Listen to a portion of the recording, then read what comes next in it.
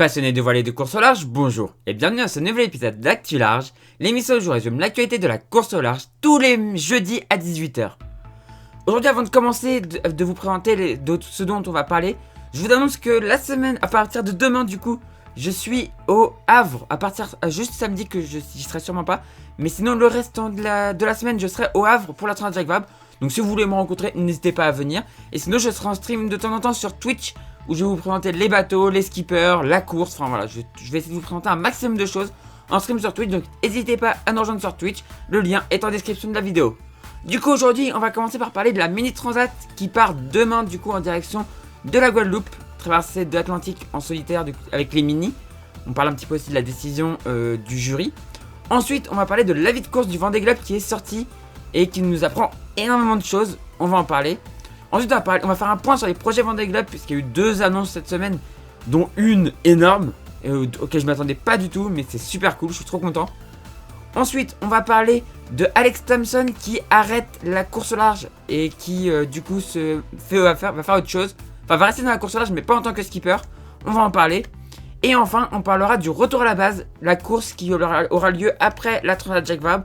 Donc, le retour depuis la Martinique jusqu'à Lorient, on va en parler. Je vous rappelle que si vous voulez rien louper des prochaines vidéos, n'hésitez pas à vous abonner et à activer la cloche de notification. Et si vous voulez me retrouver en live sur Twitch, je suis en live normalement tous les soirs à partir de 17 h. Mais comme je vous ai dit, la semaine prochaine, ce sera dans l'après-midi. N'hésitez pas à aller voir. De toute façon, vous avez aussi le lien du Discord dans la description. N'hésitez pas à aller rejoindre sur Discord. Je mettrai un petit message avant de commencer le live pour vous dire à quelle heure je compte streamer. Voilà. Et du coup, on commence tout de suite avec la mini transat. Après une première étape très étrange, c'est demain que les ministres engagés sur la mini transat vont s'élancer sur la deuxième étape. La victoire en proto devrait se jouer entre les 4 premiers. Mais chez les séries, la décision du jury de compenser les temps d'escale des skippers relance complètement le suspense, car le deuxième n'est plus que 1h52 derrière. Même si c'est bien pour le suspense, je trouve cette décision injuste pour Melvin. J'espère le voir gagner cette transat, car ce serait plus que mérité. Demain, les skippers partent donc pour la traversée de l'Atlantique en direction de la Guadeloupe. Sur le papier c'est simple, c'est de l'Alizé portant. Mais on sait qu'en vrai c'est jamais simple, et les grains peuvent être fréquents et ruiner une course. À voir, ça va être super intéressant. On suivra ça très attentivement dans Actu Large. Ça va être fou, ce Vendée Globe va être dingue. L'avis de course du Vendée Globe 2024 est sorti et il nous apprend pas mal de choses. D'abord, les candidatures seront ouvertes à partir du 14 février 2022 et fermeront le 2 octobre 2023, ce qui bloque les projets de dernière minute. Le départ, quant à lui, est fixé le 10 novembre 2024. Mais ça, ce n'est pas le plus fou. Le plus fou, c'est que 40 skippers pourront participer au prochain Vendée Globe, ce qui est un record, surpassant largement les 33 skippers au départ en 2020. Ces 40 places risquent grandement d'être prises, ce qui risque de laisser des concurrents sur le carreau. C'est pour ça qu'il est très important de monter son projet et d'avoir des sponsors maintenant. Avec cet avis de course a été précisé le parcours de qualification à réaliser et les courses qui le permettent. Plus question de se qualifier sur le bateau d'un autre skipper. La qualification devra se faire sur son bateau. Il faudra prendre le départ de 2 courses qualificatives, dont une avant fin 2023 et l'autre en 2024. Enfin, il faudra terminer une course qualificative, soit en la gagnant, soit en mettant pas plus de 0,5 fois plus de temps que le premier pour la finir. 13 bateaux neufs seront assurés de prendre le départ. Mais vu qu'il y a plus de 13 bateaux en construction, ce sera les 13 premiers bateaux neufs à prendre le départ d'une course de qualification qui seront assurés de partir.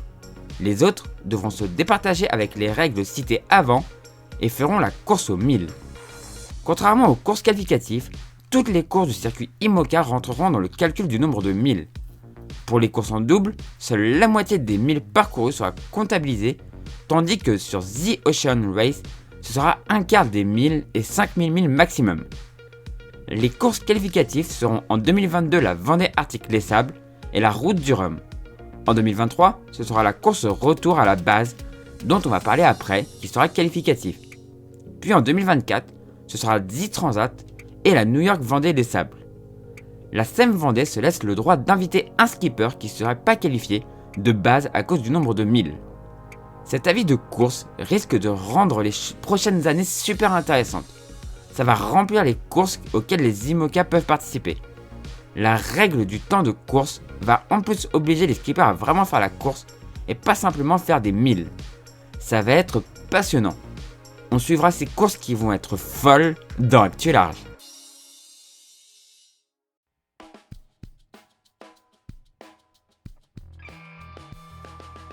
On parle encore de Vendée Globe, mais il y a encore des infos.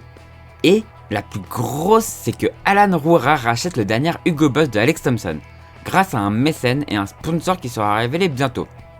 Alan partira donc sur le prochain Vendée Globe avec un bateau pour la première fois très performant.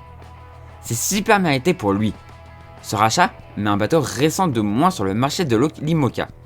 Il y reste, à ma connaissance actuelle, Arca Paprec et Link que d'autres qui sont à vendre. Partons maintenant dans les plus vieux bateaux. Alan Roura a annoncé que le bateau avec lequel il participait au dernier Vendée Globe était vendu. Mais c'est pas la plus grosse info. La grosse info, elle, était officieuse depuis un moment, mais elle est maintenant officielle. Violette d'Orange, si elle trouve des financements, partira sur Hubert, le bateau de Jean Le Cam. C'est super pour elle car c'est un bateau fiable qui devrait lui permettre de faire un beau Vendée Globe. Cette semaine, avant la Transat Jacques Vabre, risque encore d'être pleine d'infos. Donc on reparlera très vite des infos du prochain Vendée Globe dans Actu Large.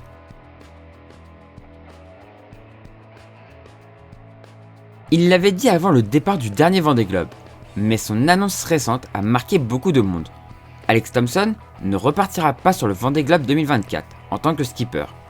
Il veut enfin profiter un peu de sa famille après 17 années de sa vie consacrée au Vendée Globe.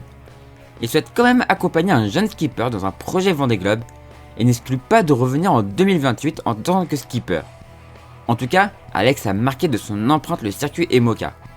Et pour toutes ces belles années, on peut lui dire merci Alex. Tu es un grand parmi les grands.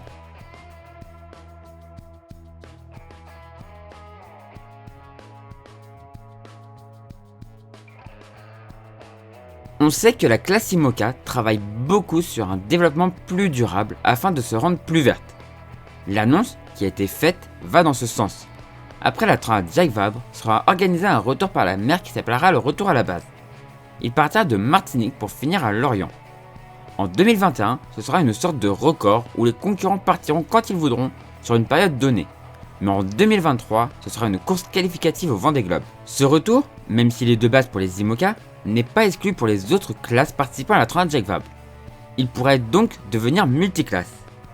C'est une très bonne idée pour éviter le retour par cargo polluant. On revient à ce qui se faisait des années avant Vendée Globe avec la Transat B2B. De plus, les concurrents embarqueront 40 kg de fret pendant la traversée afin de se rendre un petit peu vitrine de l'économie plus propre à travers le transport fret à la voile. Même si c'est une toute petite quantité, je trouve par rapport aux râleurs que c'est déjà très bien et que l'intention est belle. On suivra bien évidemment ces retours dans Actu Large. Voilà, j'espère que cette vidéo vous a plu. Si c'est le cas, n'hésitez pas à mettre un pouce en l'air, à la commenter et à la partager. Si vous êtes toujours pas abonné à la chaîne, n'hésitez pas à vous abonner pour ne pas rater des prochaines vidéos. Et si vous voulez aider financièrement la chaîne, c'est pas faire un tour sur YouTube ou Tipeee. Les liens sont dans la description de la vidéo pour aider une publicité ou une vidéo, ça ne vous coûte rien et moi ça rapporte quelques centimes. Et si vous souhaitez faire un don, bah c'est possible aussi sur ces deux plateformes, voilà. Et du coup, moi je vous dis à la prochaine pour la prochaine vidéo sur la chaîne Toria ou pour un live sur Twitch. Et du coup, ciao tout le monde, ciao ciao ciao.